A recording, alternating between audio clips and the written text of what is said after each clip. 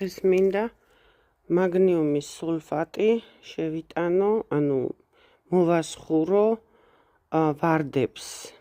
საერთოდ ფესვთან შეტანაც შეიძლება, მაგრამ აქვს ცოტა რაოდენობით ეს ერთხმარებაზე მეყოფა.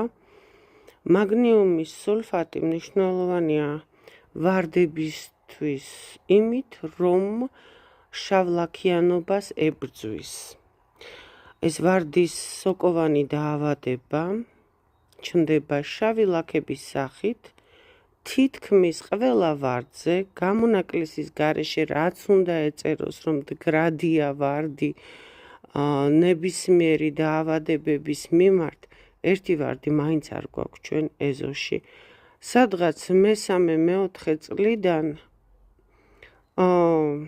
ყველა ვარდი იწყებს, რაც უფრო ბერდება ამ დაავადებით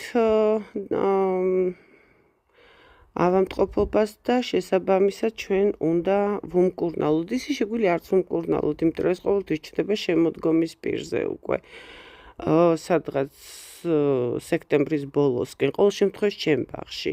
და ფაქტიურად არ უშლის არც ყვავილობას, არაფერს, მაინც ვწამლობთ მცენარეს ზამთრის წინ სოკოზე, 60%-იანი ბორდოთი, ფაქტიურად ვკლავთ ყველა ბაქტერიას, სანამ ზამთარზე გავა. მაგრამ ერთ-ერთი ბრიტანელი ძალიან ცნობილი, უბრალოდ აღარ მახსოვს სახელი, მე ვარდისგან გავიგე, რომ მაგნიუმის სულფატს თუ მივცემთ ვარდებს აპრილში, მაისში, ივნისში, ანუ მხოლოდ 3-ჯერ, მაშინ თავს ავარიდებთ შავლაქიანობას და მე ამას ნამდვილად ვეცდები გავაკეთო. წელს აპრილი დაგვიანდა, ჩემთან სუქარია, სუწვიმს, ანუ ქარში ხო ვიცით არ შეიძლება შეწამლა, თუ წვიმა არის მოსალოდნელი, სადღაც 8-12 საათში, ესაც არ არის სასურველი, 8-12 საათი გააჩნია რა პრეპარაცია საუბარი.